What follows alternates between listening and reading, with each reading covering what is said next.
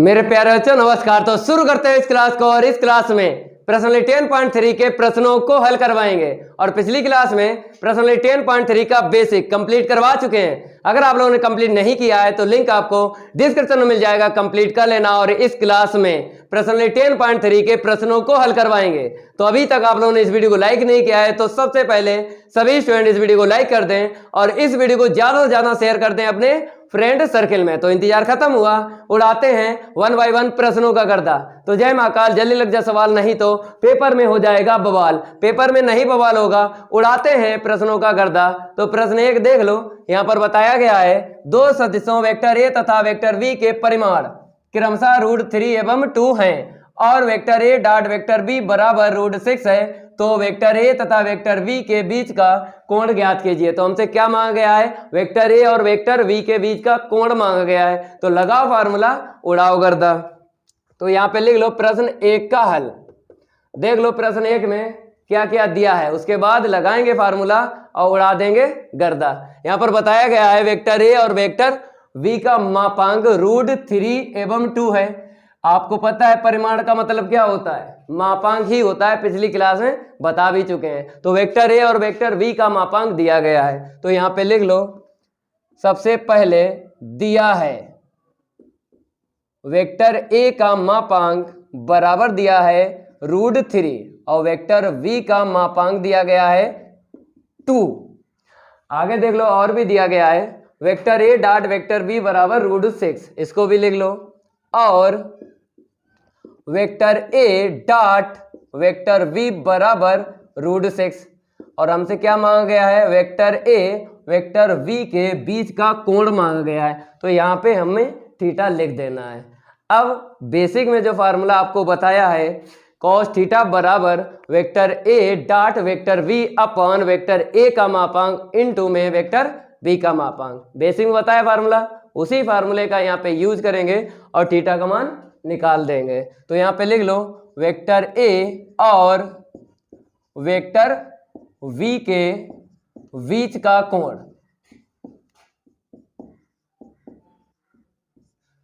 लिख लो, हम यहाँ पे मार्कर ले लेते हैं। तो आपको ये भी जानकारी है कि मेरे पास 5 मार्कर हैं, 5 मार्कर से ही उड़ाएंगे गर्दा। तो यहाँ पे देख लो, हमको पता है cos थीटा बराबर vector A dot vector V upon vector A का मापांक वेक्टर वी का मापांक, ठीक है ना। अब आपको मान रख लेना है और थीटा का मान ज्ञात कर लेना है। तो मान कैसे रखोगे हम आपको बताते हैं। Vector A dot vector V का मान दिया गया है, कितना दिया गया? √6 दिया गया है। वेक्टर ए का मापांक कितना दिया गया? √3 दिया गया है। वेक्टर वी का मापांक दिया गया है 2। अब आपको क्या करना है? बराबर के उस तरफ थोड़ा सा हल करना है, ठीक है ना। आपको दिख रहा है √3 है ना हर में, तो ये √3 कैंसिल होगा √6 से। अब कैसे कैंसिल होगा आपको बताते हैं। जैसे 6 को कैसे लिख लेना है? 2 का गुणा 3, ठीक है ना, ऐसे लिख लेना है। फिर आपको बताएंगे कैसे लिखना है। बराबर के इस तरफ cos थीटा लिख लो। अब देख लो यहाँ पे √2 इंटू √3, रूट आपको 2 को दे देना है और 3 को दे देना है, तभी ये कैंसिल होगा। तो यहाँ पे देख लो ऐसे करके लिखना है √2 इंटू √3 अपॉन √3 इंटू 2। अब देख लो यहाँ पे ये कैंसिल हो गया, क्योंकि आपको पता है जैसे ए बी की होल घात जैसे यम है तो ए की घात यम, ठीक है ना, और बी की घात यम। तो यहाँ पर आपको हमने क्या समझाया है कि अगर गुणे में जो है घात मिल जाए, ए और बी यहाँ पे 2 हैं, तो घात अगर यम है, ए को अलग और बी को अलग घात देके लिख सकते हो। तो हमने इसी फार्मूले का यूज किया। यहाँ पे घात यम है, यहाँ पे रूट की घात कितनी होती है? 1/2 होती है। तो हमने रूट क्या कर लिया? 2 को दे दिया और 3 को दे दिया, इसका यूज करके लिखा, तभी हम √3 को कैंसिल कर पाए। अब देखो इसके बाद करना क्या है। cos थीटा बराबर यहाँ पे देख लो √2 है अंश में, अपान में क्या है? 2 है। तो आपको पता है कि अगर हम 2 को √2 इंटू √2 लिख दें तो अंश में जो √2 है वो कैंसिल हो जाएगा। कैसे? देखो √2 अपान, ये आपको नीचे दिख रहा है ना, इसी को लिख लो ऐसे करके, ये कैंसिल हो गया, ठीक है ना। हल करते रहना है, हल करते रहना है और थीटा का मान निकल आएगा। तो देखो आपको क्या करना है, मेरी तरफ जो है बराबर के cos थीटा है, तो बराबर के उस तरफ cos लाना है आपको, तभी cos से cos हटा सकते हो, कैंसिल नहीं होता है, अदृश्य हो जाता है। तो आपको cos की टेबल में देखना है कितने का मान होता है। तो मेरे प्यारे बच्चों cos 45 अंश का मान होता है 1/√2।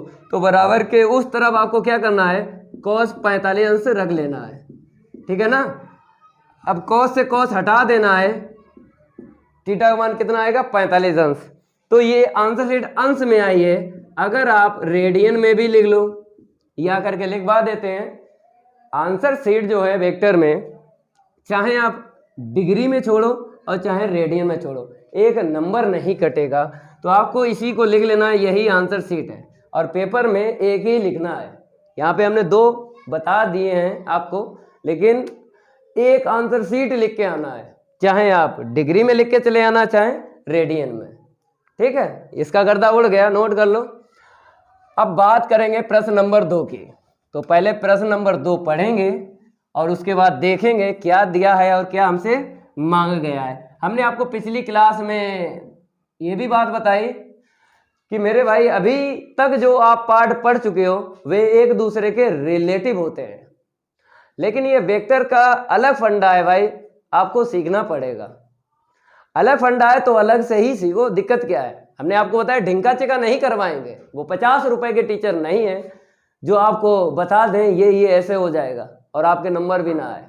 आपको मेथड भी बताते हैं, ज़्यादा से ज़्यादा मेथड बताते हैं। आपको इसलिए बताते हैं कि आप अगर ज़्यादा से ज़्यादा मेथड सीख जाते हो तो दिक्कत नहीं आती है पेपर में, जब प्रश्नों को हल करना है आपको गर्दा उड़ा देना है, ठीक है ना, उड़ जाएगा गर्दा, ठीक है। तो यहाँ पर आपको क्या करना है, नंबर पहले 2 डाल दो। देखो इंक फैल भी रही है, पहले हम इंक को ही देख लेते हैं, बाद में ढिंका चिका होगा प्रश्न नंबर 2 का, ठीक है ना। इंक फैल रही है, देख लो, ठीक है। प्रश्न नंबर 2 देख लो, यहाँ पे बताया गया है सदिशों, तो सदिशों लिखा है तो 2 सदिश होंगे, अगर सदिश लिखा होता है तो एक ही होता। तो सदिशों लिखा है तो एक सदिश ये मिल गया, ठीक है ना। सदिश को क्या बोलते हैं, वेक्टर बोलते हैं, ठीक है। अब दूसरा सदिश ये हो गया, कहता के बीच का कोण ज्ञात कीजिए, तो यहाँ पर भी हमसे बीच का कोण ही मांगा गया है। तो प्रश्न नंबर 1 जैसे लगाया है ना वैसे ही लगाना है, लेकिन प्रश्न नंबर 1 में हमें सदिश नहीं दिए गए थे, हमको मान दे दिए गए थे। अब इस बार आपको क्या करना है, मापांक निकालना है और उनका अदिश गुणन निकालना है। अदिश गुणन पता ही आपको क्या बोलते हैं, डॉट प्रोडक्ट बोलते हैं, और क्या बोलते हैं बताइए। डॉट प्रोडक्ट तो आप तो पता ही है क्योंकि बेसिक में पढ़ाया था, और बेसिक में ये भी बताया था स्केलर प्रोडक्ट, तो ये भी जानकारी होना चाहिए। तो यहाँ पर जो हमें सदिश 2 दिए गए हैं मेरे प्यारे बच्चों, एक ये दिया गया, एक ये दिया गया।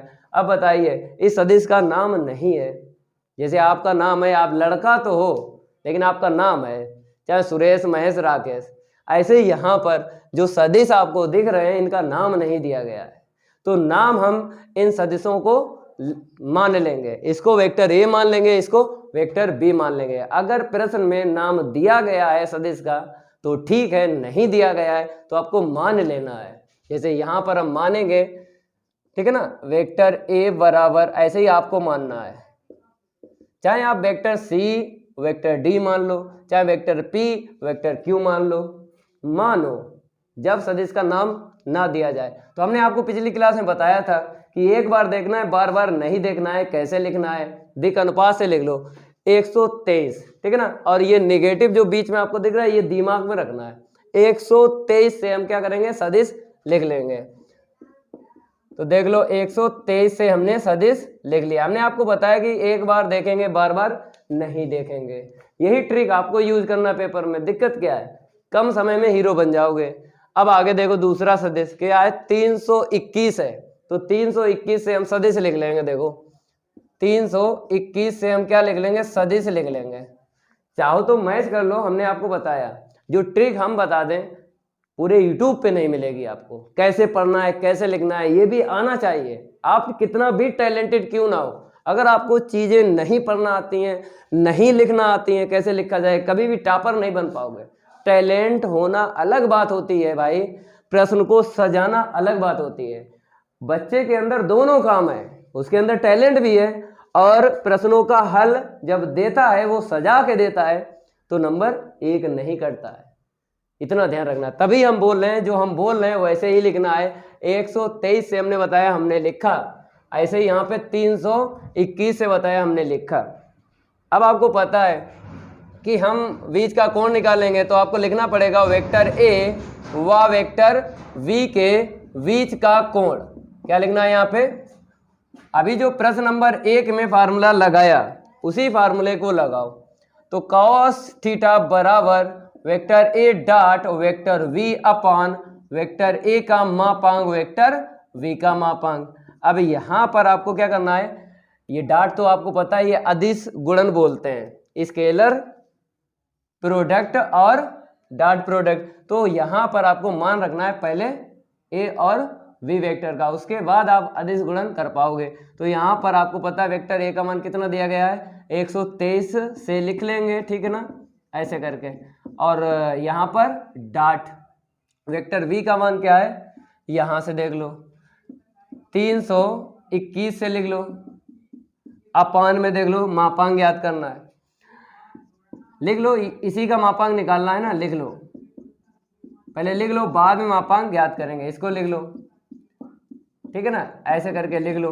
अब इसके बाद यहाँ पे देखो, बराबर के मेरी तरफ cos थीटा एटीट्रीज रखना है। आपको पता है अदिश गुणन कैसे ज्ञात करते हैं, आई कैप का आई कैप के साथ अदिश गुणन करना है, जे कैप का जे कैप के साथ अदिश गुणन करना है, के कैप का के कैप के साथ अदिश गुणन करना है। आई कैप का जे कैप के साथ अदिश गुणन नहीं करना है क्योंकि आंसर शीट 0 रहती है। आई कैप का के कैप के साथ अदिश गुणन नहीं करना है क्योंकि आंसर शीट 0 होती है। सेम टू सेम में ही आपको गुणा करना है, ठीक है ना। तो आई कैप का आई कैप में गुणा करेंगे मीन्स अदिश गुणन, तो हमको कितना मिलेगा, 1 मिलेगा। तो गुणांकों का अलग गुणा होता है, तो यहाँ पे 1 है, यहाँ पे 3 है, 3 लिख दो, ठीक ना। आई कैप का आई कैप के साथ हमने डॉट प्रोडक्ट किया तो 1 मिला, ठीक है, 1 लिखेंगे नहीं। अब आ जाओ यहाँ पे दूसरा पद, माइनस माइनस क्या होगा, प्लस होगा। गुणांकों का गुणा कर लो, जे कैप का गुणांक यहाँ पे 2 है, यहाँ पे 2 है, तो 2 दूनी 4 हो जाएगा। अब जे कैप का हम जे कैप के साथ अदिश गुणन करेंगे, 1 मिलेगा, लिखेंगे नहीं क्योंकि 1 लिखोगे 1 का 4 में गुणा करोगे 4 ही मिलेगा। अब आगे बढ़ते हैं, तीसरा पद देख लो, इसका यहाँ पे प्लस है, प्लस प्लस। अब यहाँ पे गुणांकों का गुणा कर लो, 3 और 1 यहाँ पे है तो 3 आ जाएगा। के कैप का के कैप के साथ अदिश गुणन किया तो 1 मिला, लिखा नहीं, ठीक है। अपान में देख लो, इसका मापांक निकालना है तो आपको पता है गुणांकों का स्क्वायर करके आपको लिखना, वो भी प्लस प्लस करके। देखो आई कैप का गुणांक कितना है, 1 है, तो 1 का स्क्वायर 1 प्लस, माइनस 2 का स्क्वायर कितना होगा, 4 प्लस 3 का स्क्वायर 9 होगा, ठीक है ना। अब आ जाइए यहाँ पर, आई कैप का गुणांक 3 है ना, 3 का स्क्वायर 9 प्लस माइनस 2 का स्क्वायर 4 प्लस के कैप का गुणांक 1 है ना, 1 का स्क्वायर 1। अब थोड़ा सा हल करना है तो cos थीटा बराबर, यहाँ पे देख लो 4 और 3 7 हो जाएगा, 7 और 3 कितना हो जाएगा, 10। अपान में देख लो 9 और 1 10 और 4 14 मिल जाएगा। यहाँ पे आ जाओ, 9 और 1 10 और 4 14 मिल जाएगा। इतना आप लोग नोट करो। अब हमने आपको बताया थोड़ा सा हल करना है, जैसे प्रश्न नंबर 1 में हल किया था, हमने आपको बताया हल करना पड़ेगा, ठीक है ना, कुछ ना कुछ कटेगा। जब भी ये फार्मूला लगाओगे cos थीटा बराबर vector A dot vector B upon vector A का मापांक इंटू में वेक्टर बी का मापांक, जब फार्मूला लगाओगे कुछ ना कुछ कटेगा, इतना ध्यान रखना है। काटेंगे यहाँ पर, थोड़ा सा हल करेंगे, इतना आप लोग सबसे पहले नोट कर लो। यहाँ पे आपको लिख लेना है cos थीटा बराबर अंश में 10 है, अपान में देखो जब एक जैसा मिल जाता है रूट में तो रूट हट जाता है, ठीक है ना। हमें एक संख्या दिख रही थी 14 14, सेम टू सेम है इसीलिए रूट हट गया। आप काट लो, 2 पंचे 10 और 2 सत्ते 14, तो 5 बटे कितना मिला, 7 मिला। अब आपको देख लेना है यहाँ पर कि ये 5 बटे 7 जो है कॉस की टेबल में है, मिलेगा नहीं मिलेगा। प्रश्न नंबर 1 में हमको मिल गया था cos थीटा बराबर 1/√2, तो हमने आपको बताया कि देख लो cos की टेबल में मिला है तो आपको यहाँ पे cos ले आना है, तो मिल गया था तभी हमने क्या कर लिया था, cos 45 अंश रख लिया था। लेकिन यहाँ पर देखो 5/7 cos की टेबल में नहीं मिलेगा, जब नहीं मिलेगा और हमको थीटा का मान भी निकालना है तो कॉस को उस तरफ भेज देंगे तो थीटा का मान निकल आएगा। कॉस को उस तरफ तभी भेजेंगे जब 5/7 टेबल में ना मिले। 5/7 हो या कुछ भी हो, अगर टेबल में नहीं मिलता है कॉस की तब ऐसा करते हैं, और जब टेबल में मिल जाता है तब फिर ऐसा करते हैं जैसा हमने आपको प्रश्न नंबर 1 में बताया। तो ठीक है, 5/7 नहीं मिला कॉस की टेबल में, कॉस को उस तरफ भेजेंगे तो आपको पता है स्थान अपना चेंज करता है, इनवर्स आ जाता है। पाठ 2 में आपने ये सीखा था कि अगर इनवर्स नहीं है तो इनवर्स लग जाता है, अगर इनवर्स है तो इनवर्स हट जाता है। पार्ट 2 में प्रतिलोम त्रिकोणमितीय फलन। जिस बच्चे ने कंप्लीट नहीं किया है प्लेलिस्ट में कंप्लीट मिल जाएगा, कंप्लीट कर लेना। अब यहाँ पर क्या है 5/7, ठीक है ना, ऐसे करके आपको निकाल देना है। अब नोट कर लो यहाँ तक, ये तो कंप्लीट हो गया क्योंकि हमसे बीच का कोण ही मांगा था तो हमने यहाँ पे बीच का कोण निकाल दिया है। इसको रफ कर देते हैं और प्रश्न नंबर 3 देखेंगे। भाई प्रश्न नंबर 3 और 4 की अगर बात करें सेम टू सेम है, क्योंकि यहाँ पर हमसे प्रक्षेप ही मांगा गया। देख लो यहाँ पर भी प्रक्षेप लिखा है और यहाँ पर भी प्रक्षेप लिखा, तो बेसिक में हम बता भी चुके हैं फार्मूला और एक उदाहरण से समझा भी चुके हैं कैसे प्रक्षेप निकाला जाता है। जब भी प्रक्षेप का प्रश्न आएगा तो दो सदिश आपको मिलेंगे 100%। तो यहाँ पर एक सदिश और यहाँ पर दूसरा सदिश मिला है। अगर प्रश्न नंबर 4 की बात करेंगे, यहाँ पे एक सदिश दूसरा सदिश, ये 100% 2 सदिश आपको मिलेंगे जब भी प्रक्षेप आपसे पूछा जाए। तो यहाँ पे सबसे पहले आपको क्या करना है, प्रश्न नंबर 3 डाल लेना है। ठीक है, अब आपको बताते हैं। जैसे प्रश्न नंबर 2 की अगर बात कीजिए तो हमें सदिश का नाम लिखना पड़ा, माना। यहाँ पर देखो जब सदिश का नाम ना दिया जाए तो आपको मान लेना है, चाहे आपकी मर्जी वेक्टर ए मानो, चाहे वेक्टर बी मानो, चाहे वेक्टर सी मानो, चाहे वेक्टर डी मानो। तो यहाँ पर भी आपको दिख रहा है आई कैप और प्लस जे कैप, यहाँ पर भी दिख रहा है आई कैप माइनस जे कैप। तो सदिश का नाम नहीं दिया गया है, तो नहीं दिया गया है पहले वाले सदिश को वेक्टर ए बराबर, ठीक है ना, पहले वाले सदिश को वेक्टर ए मान लो और दूसरे वाले सदिश को वेक्टर बी मान लो। तो यहाँ पर आई कैप प्लस का जे कैप लिख देना है और बाद वाला जो वेक्टर बी माना है आई कैप माइनस जे कैप लिखना है। अब आपको देखना है कि हमसे प्रक्षेप पूछा गया है, किस सदिश पर पूछा गया है, तो ये जरूर जानकारी होना चाहिए जिस सदिश पर पूछा गया है, ठीक है ना, उसी को बाद में लिखना है, उसी का मापांक निकाला जाता है। देखो हम लिखेंगे, इसको क्या माना था, वेक्टर ए माना था, तो यहाँ पे लिख लो वेक्टर ए, फिर यहाँ पे पर है, पर लिख लो वेक्टर ए पर, ठीक है ना, वेक्टर वी का प्रक्षेप। जो चीज हम बता रहे हैं समझ लेना है क्योंकि रटना नहीं पड़ेगा जो हम बता रहे हैं। जिस पर उसने पूछ लिया, किस पर पूछ लिया, इस सदिश से पूछा है, इस सदिश को क्या माना है, वेक्टर ए माना है, तो बाद में आपको लिखना है और इसी का मापांक निकाल देना है। जिस सदिश पर प्रक्षेप पूछे उसको बाद में उसी का मापांक, और जिस पर ना पूछे, इस पर नहीं पूछा है तो इसे क्या माना है, वेक्टर बी माना है, तो आपको पहले लिखना है। ऐसे करके आपको बना लेना है फार्मूला। फार्मूला जरूर हमने आपको बताया बेसिक में, लेकिन अगर बात करें जैसे समझा रहे हैं हम यहाँ पे, तो ऐसे समझ लो फार्मूला याद नहीं करना पड़ेगा, ठीक है। अब वेक्टर v का मान देख लो, यहाँ पे 11 से लिख लो, ठीक है ना। अब इसका अदिश गुणन करेंगे वेक्टर a के साथ, वेक्टर a 11, ठीक है ना, अपान मापांक आई कैप प्लस जे कैप का मापांक निकालना है, ठीक है ना, जो बाद में है इसी का मापांक निकालना है। अब आपको क्या करना, अदिश गुणन करना है। आई कैप का आई कैप के साथ अदिश गुणन करेंगे तो 1 मिला, प्लस माइनस माइनस जे कैप का जे कैप के साथ अदिश गुणन किया तो 1 मिला। सेम टू सेम पर ही आपको अदिश गुणन करना है। आई का जे में या जे का के में या के का आई में ना करना क्योंकि आंसर शीट 0 होती है। अपान में देख लो, इसका आपको पता है गुणांकों का स्क्वायर लिखते हैं, तो आई कैप का गुणांक यहाँ पे 1 है, 1 का स्क्वायर 1, प्लस जे कैप का गुणांक 1 है, 1 का स्क्वायर 1। अब कुछ नहीं, तो अंश में आपको दिख रहा है 0 है, अपान में क्या दिख रहा है √2, तो अंश में 0 है, बाकी सब 0, तो बराबर क्या चल रहा था, कॉस बराबर कुछ नहीं चल रहा था, इसको ऐसे ही रखो। तो हमें पता चल गया वेक्टर ए पर वेक्टर बी का प्रक्षेप, कितनी आंसर शीट आई, 0 आ गई, ठीक है ना। हमने आपको बताया 2 जीरो होते हैं, एक क्या होता है, एक ये होता है और एक ये होता है। कहने मतलब है ये शून्य सदिश है और ये क्या है, केवल और केवल शून्य है। इसकी भी जानकारी होना चाहिए कि आंसर शीट में शून्य सदिश आएगा, ठीक है ना, कि ये वाला शून्य आएगा। हम आपको पहले ही बताते हैं, जब भी आपको फार्मूले में दिख जाए डॉट, 2 सदिश का क्या दिख जाए, अदिश गुणन दिख जाए, तो आंसर शीट में कभी भी ये वाला नहीं आ सकता है, जीरो, शून्य सदिश नहीं आ सकता, ये वाला ही आएगा जब कभी आंसर शीट निकलेगी। जब भी आपको ये मिल जाए अदिश गुणन फार्मूले में, तो आंसर शीट में जीरो ही आएगा। ठीक है, इसको नोट कर लो, ये कंप्लीट हो गया। अब प्रश्न नंबर 4, प्रश्न नंबर 4 में अगर हम देख लें तो वहां पर भी हमको क्या मिला है, 2 सदिश मिले हैं, तो नाम नहीं दिया गया है तो मान लेना है, पहले वाले सदिश को वेक्टर ए मान लेना है और बाद वाले सदिश को वेक्टर बी मान लेना है। तो यहाँ पर हमने इसको वेक्टर ए माना है, लिखा भी है, वेक्टर बी मानेंगे बाद वाले को। और कैसे लिखना है सदिश हमने आपको ट्रिक बताई, दिक् अनुपात से लिखना है, तो हम लिखेंगे 137 से लिख लेंगे, जैसे बता रहे हैं वैसे ही आपको लिखना है, एक बार देखना है, बार बार नहीं देखना है। अब वेक्टर बी देख लो, यहाँ पर क्या है, 718 से लिखना है सदिश,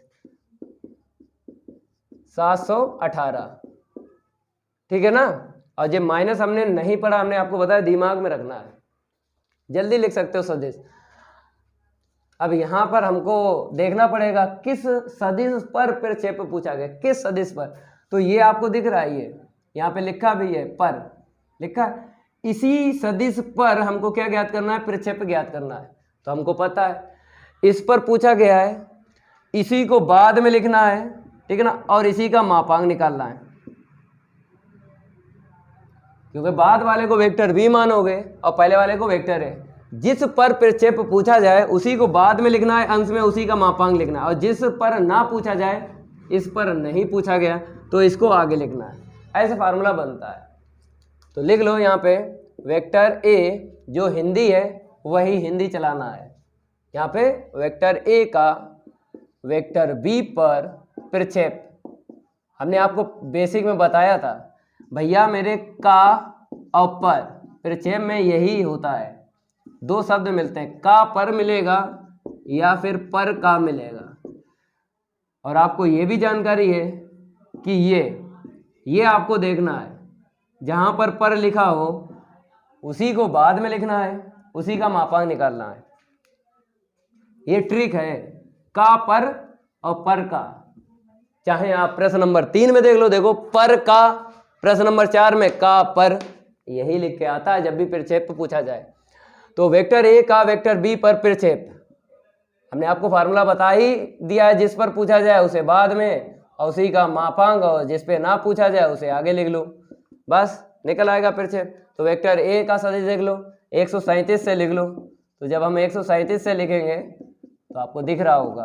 अब यहाँ पे अदिश गुणन वेक्टर बी का 718 से बताया है, लिख लो 718 से, एक बार देखना है, बार बार नहीं देखना है। अब वेक्टर वी बाद वाले का ही मापांक निकाला जाता है, लिख लो 718, इसका मापांक निकालेंगे, ठीक है। अदिश गुणन कर लो, 1 का 7 में करेंगे 7 मिलेगा, क्योंकि आई कैप का आई कैप के साथ अदिश गुणन लिखेंगे नहीं, क्योंकि बन होता है, गुणांकों का गुणा करके लिखना है, प्लस माइनस माइनस, 3 का 1 में गुणा करेंगे 3 मिलेगा, प्लस प्लस प्लस, 7 अट्ठे 56 मिलेगा, अपान में रूट में आपको पता है मापांक निकाला जाता है, 7 का स्क्वायर 49 प्लस जे कैप का गुणांक -1 है, -1 का स्क्वायर 1 प्लस के कैप का गुणांक कितना 8 है, 8 का स्क्वायर 64, फिर कुछ नहीं। अब आपको क्या करना है, यहाँ पर 7 में से अगर 3 को घटाएंगे, 7 में 3 को घटाएंगे 4 मिलेगा, और 56 और 4 जोड़ेंगे 60 मिलेगा, ठीक है ना। आपको दिख रहा होगा 7 में 3 घटाएंगे 4 मिलेगा भाई, और 56 और प्लस 4 कितना हुआ 60 हुआ ना। दिक्कत क्या है, अब देखो इसे दे दो, 49 को 1 दे दो, 50 हो गया। अगर 50 में हम 64 जोड़ लेंगे तो कितना मिलेगा, रूट में देख लो इतना मिलेगा 114, ठीक है ना। अगर हम आपसे ये बात करें मेरे प्यारे बच्चों कि अगर रूट से बाहर निकल रहा है 114 तो निकालो, नहीं निकल रहा है तो आंसर शीट यहीं पे छोड़ देंगे। ठीक है, तो 114 कैसे काटना है आपको पता है, 2 से काट लो क्योंकि लास्ट अंक सम है ना, लास्ट का अंक अगर सम है किसी भी संख्या का तो सम से ही संख्या कटेगी, 2 से, 4 से, 6 से। तो ऐसे सबसे पहले 2 से काट लो, सबसे छोटी सम संख्या 2 है, उससे छोटी 0 है, 0 से काटते नहीं है, ठीक है ना। तो 2 से काटेंगे, 2 पंचे 10, 2 सत्ते 14, 3 से काट लो, 3 एकम 3, 3 नेम 27, 19 से काट लो। तो आपको पता है जोड़ा नहीं बना, जब जोड़ा नहीं बना तो उत्तर यहीं पे छोड़ा जाएगा, जोड़ा अगर बन जाता तब हम बाहर निकालते हैं। ये आ गया प्रक्षेप, नोट कर लो इसको।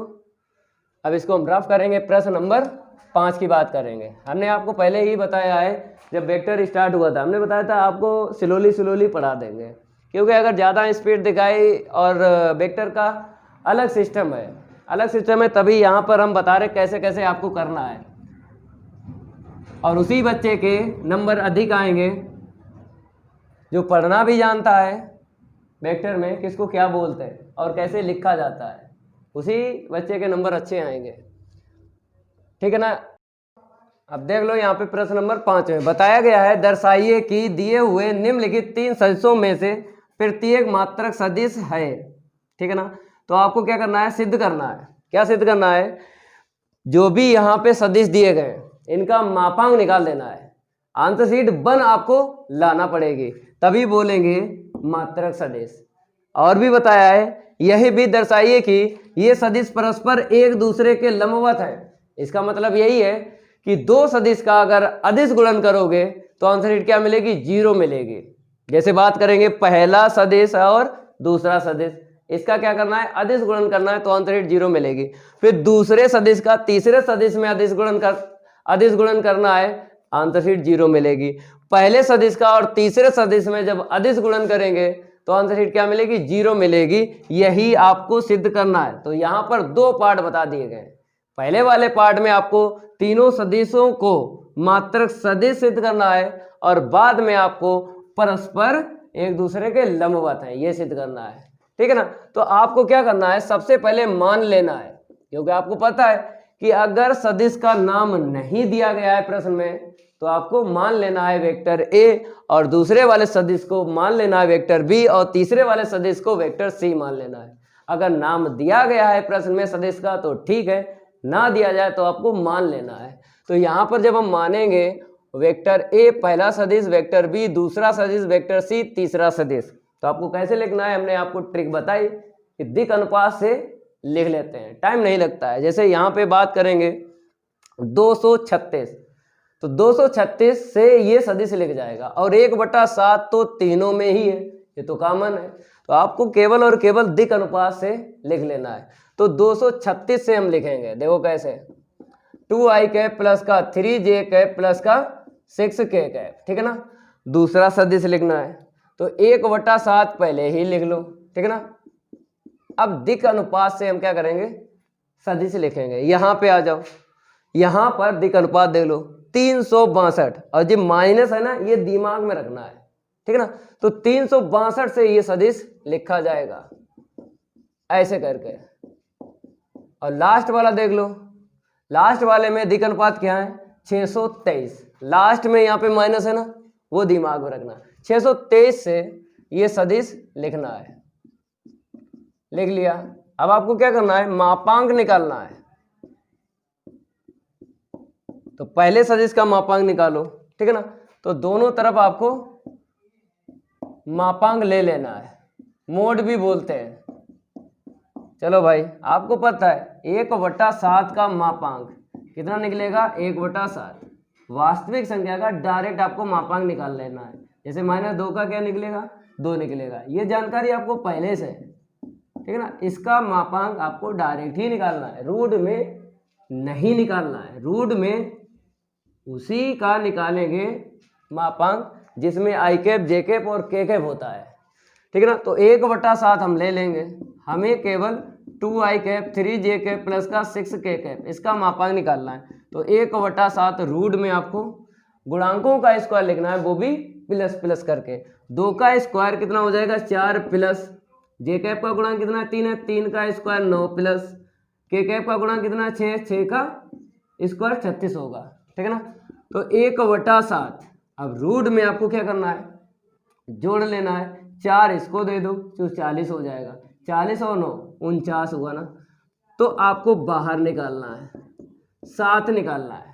देखो मेरे प्यारे बच्चों, प्लस माइनस 7 भी निकाल सकते थे, लेकिन क्यों नहीं निकाला, क्योंकि आपको पता है मापांक जब भी निकालोगे तो आंसर शीट आपको प्लस में ही निकालना है, या फिर प्रश्न में मिलेगी फिर भी प्लस की ही मिलेगी। जैसे वेक्टर ए का मापांक प्लस में दिया गया, रूट बी का मापांक हमको 2 दिया गया, प्लस में ही दिया गया, या तो मिलेगा या फिर निकालना है। तो प्लस में ही आपको लेना है, माइनस नहीं लेना है। मापांक हमेशा धनात्मक मान देता है, ऋणात्मक मान नहीं देता है। अब कैंसिल कर लेंगे तो क्या मिल गया, 1 मिल गया।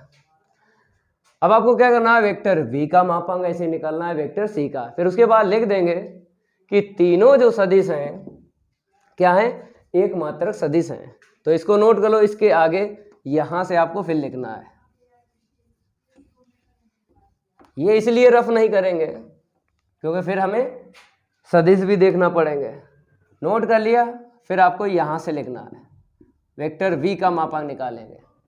तो ठीक है, यहाँ पर देखो 1/7, ठीक है ना, और 362 से आपको ये सदिश लिखना है, लिख लिया, मापांक ले लिया, ठीक है ना। 1/7 आपको एटेडेज रखना है, इसका मापांक निकालना है अलग से।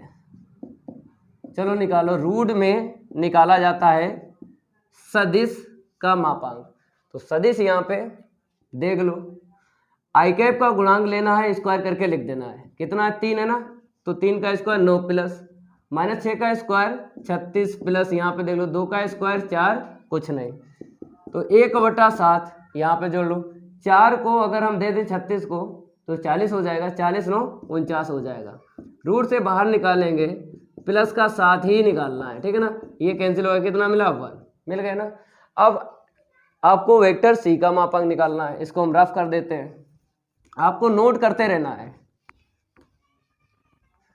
वेक्टर सी का मापांक निकाल लो, तो वेक्टर सी का मापांक 1/7, ठीक है ना। अब आपको यहां से लिखना है 623 से ये सदिश लिखना है। चलो मेरे प्यारे बच्चों, 1/7 एटेडिज लिख लेना है, केवल और केवल 6i कैप प्लस का 2j कैप माइनस का 3k कैप का मापांक निकालेंगे। तो 1/7, अब रूट में आपको कैसे लिखना है आपको पता है, आई कैप का गुणांक 6 है ना, 6 का स्क्वायर 36 प्लस 2 का स्क्वायर 4 प्लस माइनस 3 का स्क्वायर 9, तो 1/7। अब आपको फिर मिलेगा 49 ही मिलेगा रूट में, ठीक है ना। तो 1/7 का गुणा 7 में कर दो, काट लो, 1 आ गया, ठीक है ना। अब आपको इसके बाद में लिख देना एक लाइन, ठीक है ना। देखो कैसे लिखोगे, हम आपको बताते हैं। इम्प्लाई दैट करके लिखना है, वेक्टर ए लास्ट में लिख देना है तीनों के मापांक निकालने के बाद, vector A comma vector V व वेक्टर सी एक मात्रक सदिश हैं, एक मात्रक सदिश हैं। ये तो कंप्लीट हो गया पहला पार्ट। अब सेकंड पार्ट में देख लो, सेकंड पार्ट में कहा गया है परस्पर लंब है, ये सिद्ध करना है। तो यहाँ पर आप डाल जरूर लेना सेकंड पार्ट ऐसा करके, ठीक है ना। फर्स्ट पार्ट हो गया था। अब आपको क्या करना है, फिर लिखना है सेकंड पार्ट में अलग से आपको नोट करना वेक्टर ए का सदिश, वेक्टर बी का और वेक्टर सी का लिख लेना।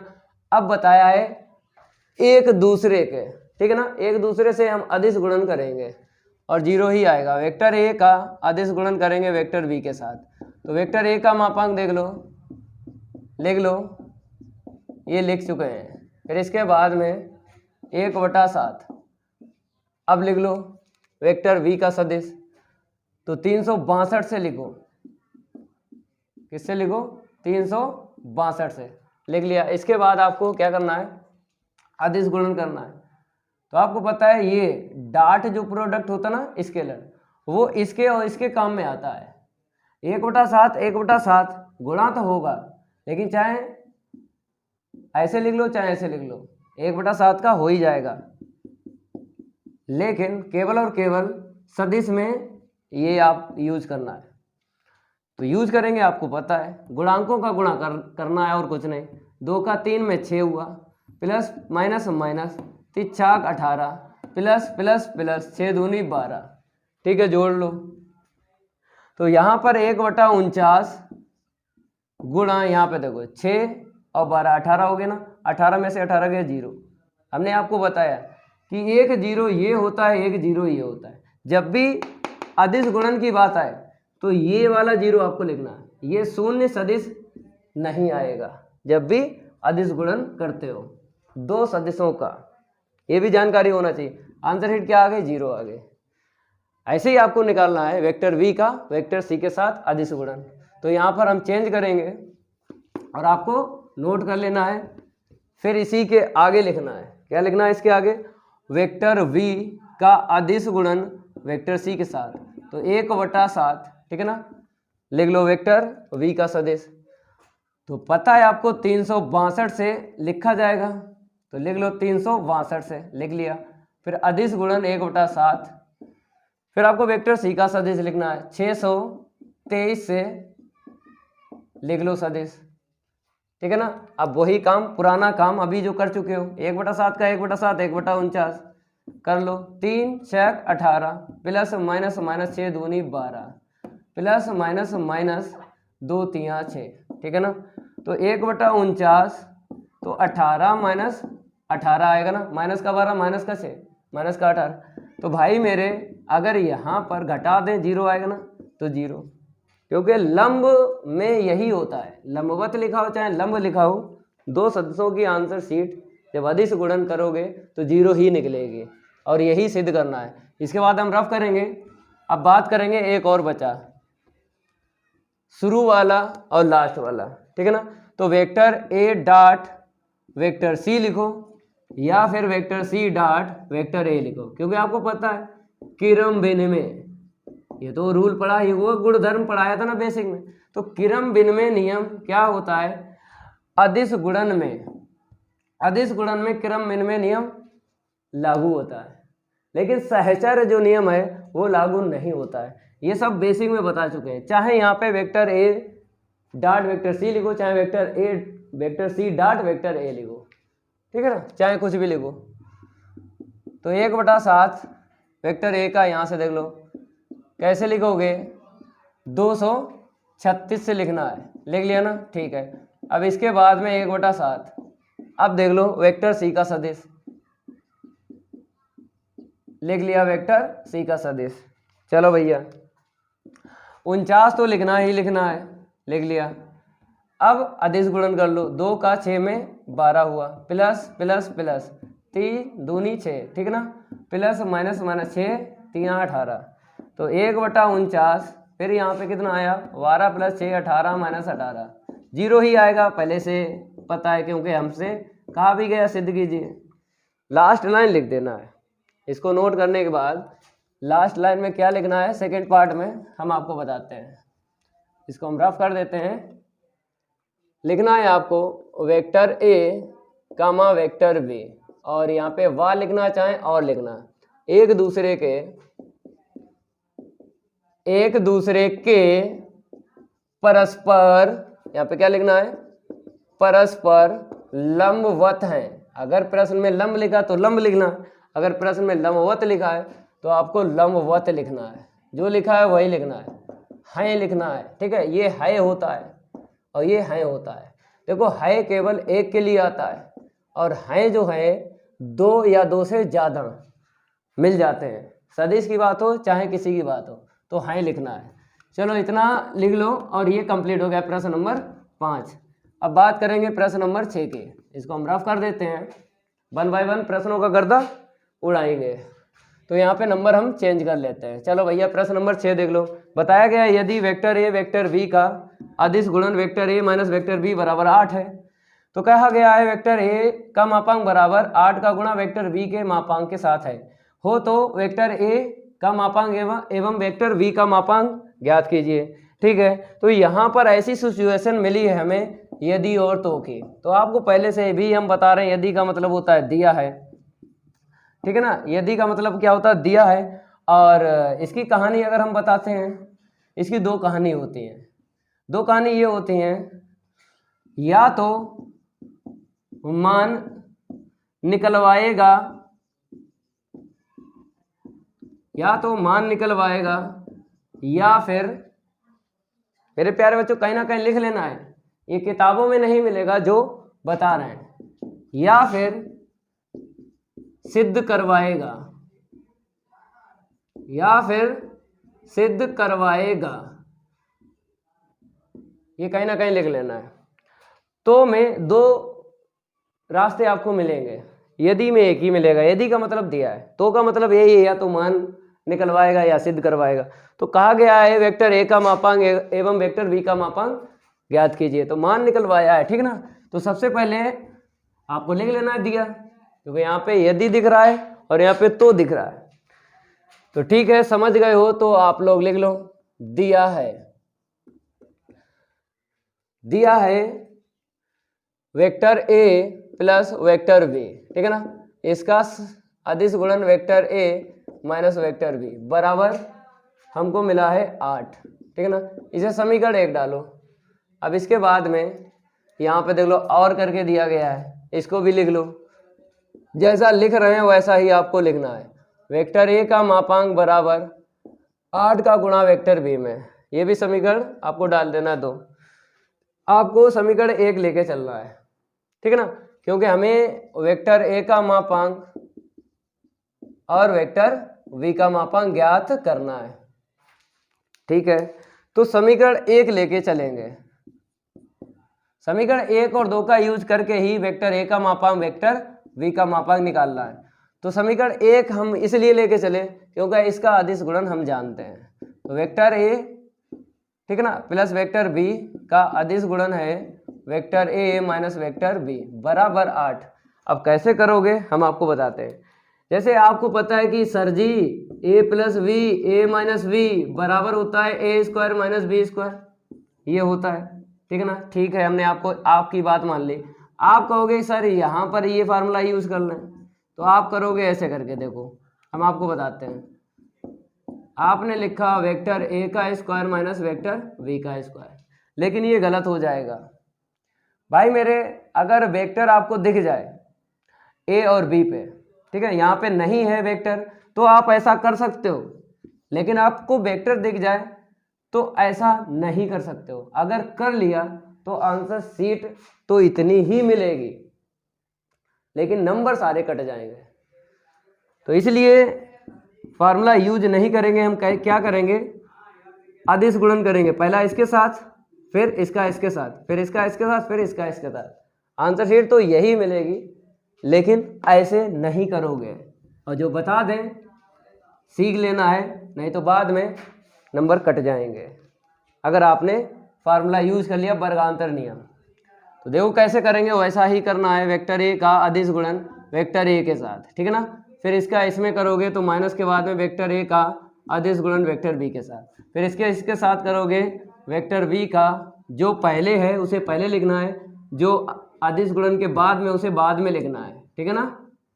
पहले क्या है, बी है ना, जब इसका इसमें करेंगे ना तो प्लस माइनस माइनस, पहले ये वाला बी लिखना है, फिर ये अदिश गुणन, फिर वेक्टर वी लिखना है बराबर 8। अब आपको पता है वेक्टर ए अदिश गुणन वेक्टर बी, हम डॉट भी बोलते हैं, vector A dot vector B plus vector B dot vector A, तो इसे एक जैसा बना लो, क्योंकि क्रम विनिमय नियम यहाँ पे यूज कर लेंगे और ये कैंसिल हो जाएगा। अभी नहीं कैंसिल करेंगे, अभी कर लिया तो नंबर काट लेगा, ठीक है ना। तो जैसा बता रहे हैं वैसा करना। और इसको कैसे लिखेंगे देख लो, वेक्टर ए का स्क्वायर और यहाँ पर vector A dot vector B, ठीक है ना, इसको हम चेंज करेंगे, वेक्टर ए, ठीक है ना, पहले वेक्टर बी बाद में, क्रम विनिमय नियम से लिखा है, हम अभी बता देंगे, ठीक है ना, बता देंगे आपको। यहाँ पे लिख लो वेक्टर ए का अदिश गुणन वेक्टर बी के साथ होता है, वेक्टर बी का अदिश गुणन वेक्टर ए के बराबर, ये क्रम विनिमय नियम होता है, तो यहाँ पे यूज कर लिया। अब ये कैंसिल हो जाएगा, यहाँ पर कैंसिल कर सकते हो, लेकिन हमने आपको पिछली क्लास में बताया वेक्टर ए, ठीक है ना, वेक्टर ए भी है और ये भी वेक्टर ए भी है, तो कैंसिल नहीं कर सकते हो। कैंसिल नहीं कर सकते हो, सदिश घटाए जाते हैं। सदिश क्या होते हैं, घटाए जाते हैं, तब आपको शून्य सदिश लिखना है। जैसे आंसर शीट 0 ही आएगी, हमको पता है। शून्य सदिश लिखना है। यहाँ पर हम आपसे यही बोल रहे हैं कि यहाँ पे कैंसिल कर लो, यहाँ पर कैंसिल नहीं करते हैं और बता देते हैं आंसर शीट। ये कैंसिल क्यों हुआ हम आपको बता रहे हैं। जब भी आपको वेक्टर ए का सदिश निकालना हो, वेक्टर ए और वेक्टर वी के साथ अदिश गुण निकालना हो, तो आपको पता है संख्या में ही उत्तर आएगा। किस में आएगा? संख्या में ही उत्तर निकलेगा। तो संख्या में निकलेगा मेरे भाई, तो आपको कैंसिल करना ही पड़ेगा, इसीलिए बोल रहा है। अब और भी सीख लो। यहाँ पे इसको हमने ऐसे लिखा, ठीक है ना। अब इसको हम कैसे लिखेंगे? ऐसे लिखेंगे। इसकी जानकारी अभी बताएंगे। और जब इसको ऐसे लिखा तो इसको भी इसी रूप में लिखा जाएगा, बताएंगे। इसका भी तरीका आपको बताएंगे।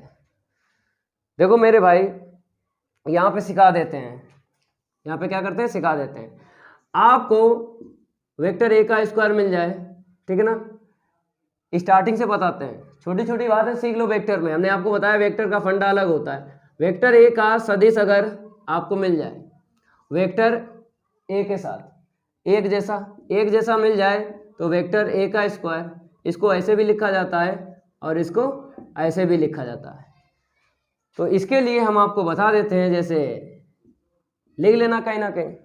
इसको ऐसे कब लिखा जाता है? देखो यहाँ पे रीजन देख लो। रीजन ये है मेरे भाई, स्क्वायर। स्क्वायर मतलब वर्ग। स्क्वायर से मापांक हट भी जाता है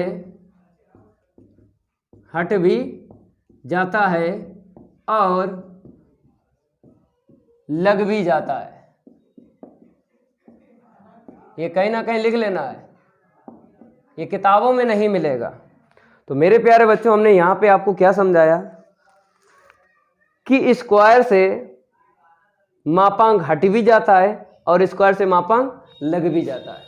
तो हमने क्या किया? स्क्वायर से मापांक यहाँ पे यूज कर लिया। ये कहीं ना कहीं लिख लेना है, किताबों में नहीं मिलेगा। यही आपको सीखना है वेक्टर में, छोटी छोटी बात है। क्योंकि अगर यही सीख लें तो वेक्टर का आप प्रश्न हल करोगे तो एक नंबर नहीं कट पाएगा आपका, पूरे ही नंबर मिलेंगे। जो ये चीज़ें नहीं जानता है उसके नंबर कट जाते हैं। हम आपको बताते रहेंगे। अब यहाँ पर आपको या तो वेक्टर v का मापांक निकलेगा या फिर वेक्टर a का मापांक। तो आपको पता है एक जैसे बना लेंगे तभी तो निकलेगा। तो वेक्टर a बराबर कितना दिया गया समीकरण 2 में? 8 इंटू में वेक्टर v का मापांक। वेक्टर a का मापांक यहाँ पे रख लो, तब वेक्टर v का मापांक निकल आएगा। तो यहाँ पे रखेंगे 8, फिर वेक्टर v का मापांक और होल घात कितनी कर लो? यहाँ पे 2 कर लो, क्योंकि यहाँ पे वर्ग है, यहाँ पे वर्ग नहीं है। तो माइनस का वेक्टर v का मापांक का होल स्क्वायर बराबर 8। और यहाँ पे लिख लो भाई कि हमने जो यूज किया है समीकरण 2 से वेक्टर a का मापांक यूज किया है, ठीक है ना। अब इसको हम रफ करेंगे, इसको आगे हल करेंगे। सीखते रहना है जितना हम बता रहे हैं यहाँ पे। चलो यहाँ पे देखो कितना हो जाए? 8 का स्क्वायर 64 होगा ना। वेक्टर v का मापांक और होल वर्ग आपको लिख देना है। यहाँ पे माइनस का बाद में वेक्टर v का मापांक होल स्क्वायर बराबर 8। 64 में से 1 घटाएंगे तो 63 मिलेगा। 63 इंटू में वेक्टर v का मापांक होल स्क्वायर। अब इसके बाद में 63 को नीचे लेंगे, वेक्टर v का मापांक होल घात 2 बटे 8 बटे 63। अब वेक्टर v का मापांक, घात हटेगी रूट आ जाएगा ना, ठीक है, रूट आ गया। अब रूट को हल करो, इसको हम रफ करेंगे, इतना आपको नोट कर लेना है। अब इसको क्या करते हैं?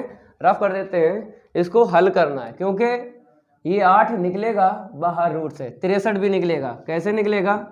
अगर ना निकले तो यहीं पे छोड़ देना है, एक नंबर नहीं कटेगा। अगर निकल रहा है रूट से बाहर तो आपने अगर छोड़ दिया तो नंबर कट जाएंगे। तो यहाँ पर कटवाना नहीं है आपको, नंबर पूरे लाना है। तो 8 को अलग दे दो रूट और 63 को अलग दे दो। रूट v का मापांक बराबर 8, यहाँ पे देख लो 2 चाकू 8, 2 दूनी 4, 2 एकम 2। तो यहाँ पे जोड़ा बन गया, 2 बाहर, जिसका नहीं बना उसे अंदर लिख लो, ठीक है ना।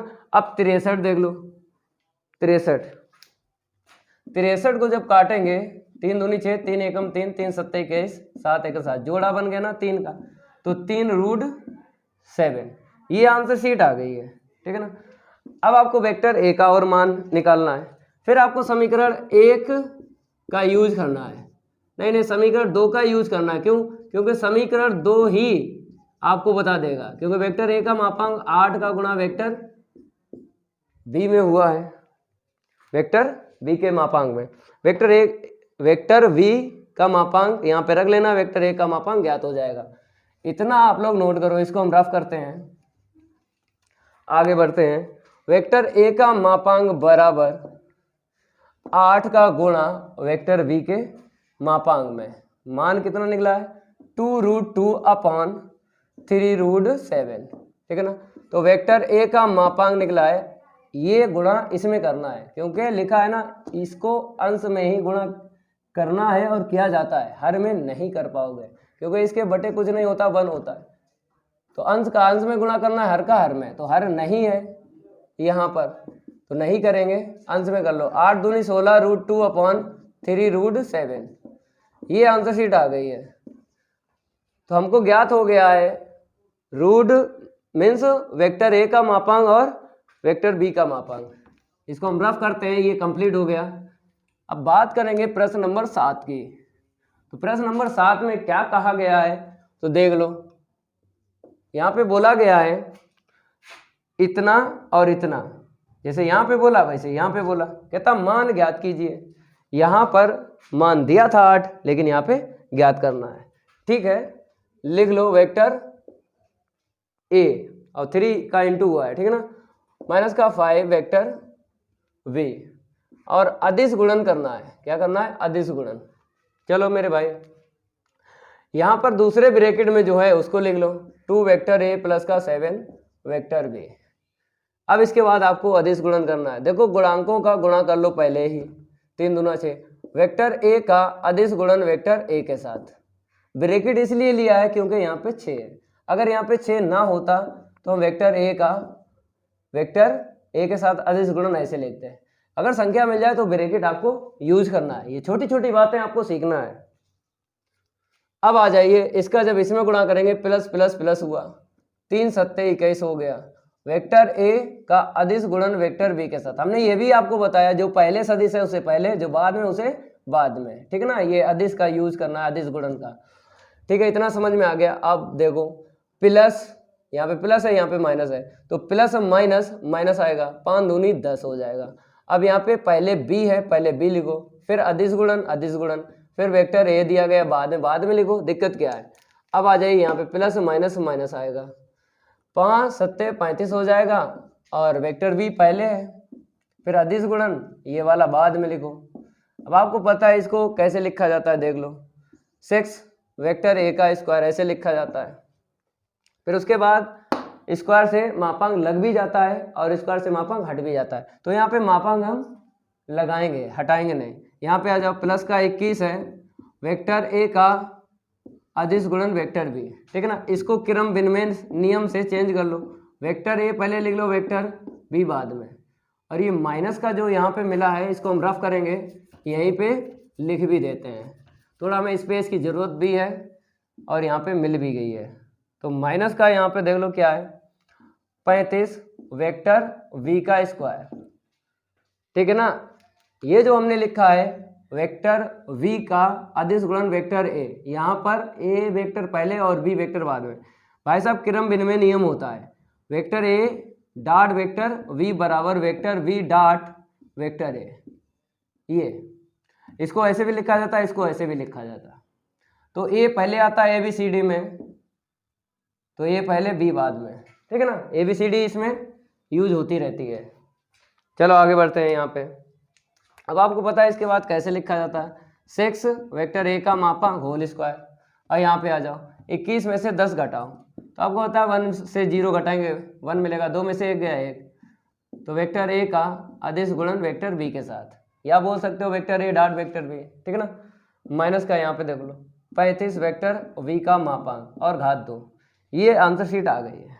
ठीक है ना, ये थोड़ी यहाँ पर इंक भी फैल रही है, थोड़ा इसको रफ करेंगे आप लोग, तब तक नोट कर लो इसको। क्योंकि इसका गर्दा उड़ गया ना, आंसर शीट आ गई, आंसर शीट आ चुकी है। और मैच भी कर सकते हो बुक की, लेकिन आपको पता है हम निकालते वही हैं जो किताब की आंसर शीट होती है। चलो भैया 8 नंबर देख लो, इसको हम रफ कर देते हैं।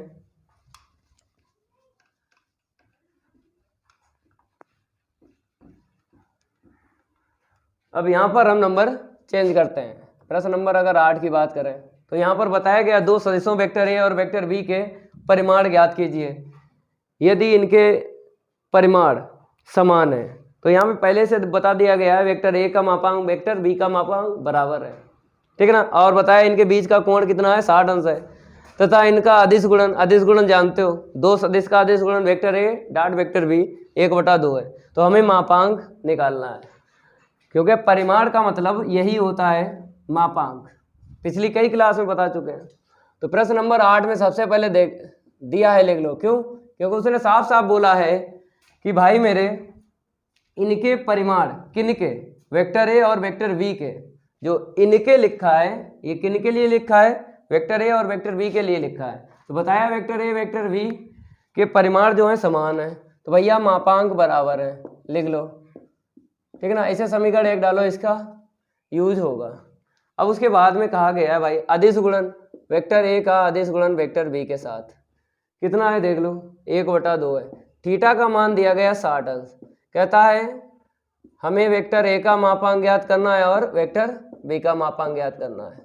आपको पता है यहाँ पे बराबर है, जो वेक्टर ए के मापांक की आंसर शीट निकलेगी वही वेक्टर बी के मापांक की आंसर शीट निकलेगी, क्योंकि बराबर ही है। कुछ नहीं करना है, फार्मूला यूज करना है। देखो हम आपको बताते हैं, क्योंकि हमें थीटा दिया गया है तो कॉस थीटा बराबर वेक्टर ए का अदिश गुणन वेक्टर बी के साथ अपान वेक्टर ए का मापांक वेक्टर बी का मापांक। क्योंकि जब भी आपको प्रश्न में वेक्टर ए का अदिश गुणन वेक्टर बी के साथ दे दे तो 100% फार्मूला आपको यही लगाना है। अदिश गुणन दे दे तब कॉस थीटा का ही फार्मूला लगेगा, ये भी जानकारी होना चाहिए आपको। तो यहाँ पर 1/2 दे दिया गया, यहाँ पर आपको क्या करना है, वेक्टर ए का मान रख लेना है वेक्टर बी, या वेक्टर बी का मान रख लो वेक्टर ए।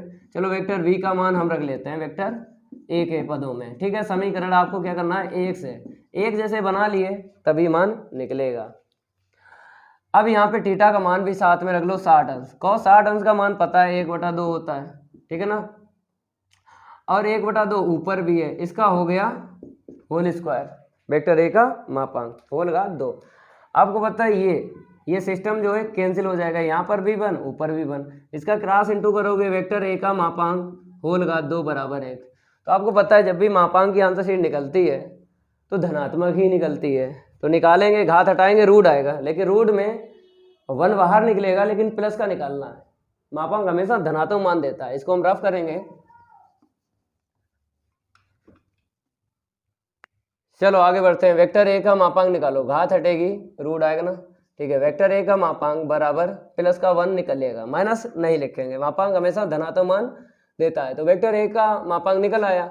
अब कुछ नहीं करना है, समीकरण 1 से देख लेना है कि वेक्टर ए का मापांक निकला है वही वेक्टर बी का भी मापांक निकलेगा, क्योंकि आपस में बराबर ही है। ये कंप्लीट हो गया। तो 1 से प्रश्न 8 तक हमने कंप्लीट कर दिए हैं, प्रश्नावली 10.3 के। इसके आगे के प्रश्न लाएंगे अगली क्लास में। अगर ये मेरी क्लास अच्छी लगी वीडियो को लाइक कर देना है और इस वीडियो को ज़्यादा से ज़्यादा शेयर कर देना अपने फ्रेंड सर्किल में। मिलते हैं अगली क्लास में, आज के लिए इतना ही काफ़ी है। धन्यवाद।